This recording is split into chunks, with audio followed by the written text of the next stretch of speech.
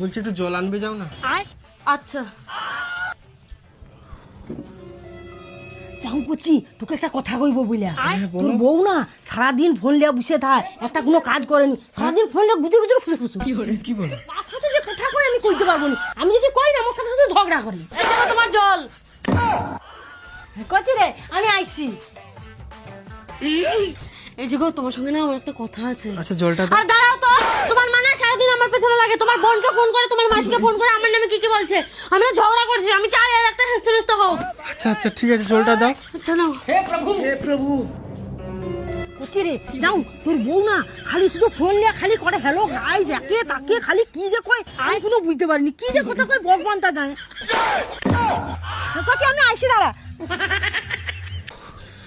কি বলছিল তোমার মা, কি বলছিল? নিশ্চয়ই আমার নামে তোমার কানে কিছু মন্ত্র দিচ্ছিল। যেই না একটু ইনস্টাগ্রামে আজকে ভিডিও বানাচ্ছিলাম সেটা সহ্য হয়নি, আমার সঙ্গে ঝগড়া লেগে গেছে। সারাদিন তো একটা কাজও করে না, আমার চর্চা নিয়ে একদম গোটা পাড়া ঘুরে বেড়ায়। কখন ছেলে আসবে আর কখন ছেলেকে বলবো। আমি কিন্তু এর একটা বিচার চাই, না হলে কিন্তু আমি সত্যি বাপের বাড়ি চলে যাবো। দিন দিন আমি আর এত অত্যাচার সহ্য করতে পারবো না।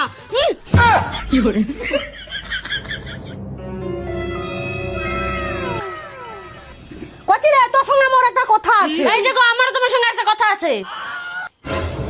তোমাদের কথা শুনতে পারি তবে একটাই শর্তে, মা তোমার সব কথার মধ্যে তোমার বৌমার জন্য কোনো গুণগান না থাকে, বুঝতে পারছো? আর তুমি তোমারও সব কথার মধ্যে আমার মায়ের জন্য কোনো গুণগান না থাকে, বুঝতে পারছো? এবার চলো কার কি বলার আছে আমি সব শুনবো। তোমার মা, তোমার মা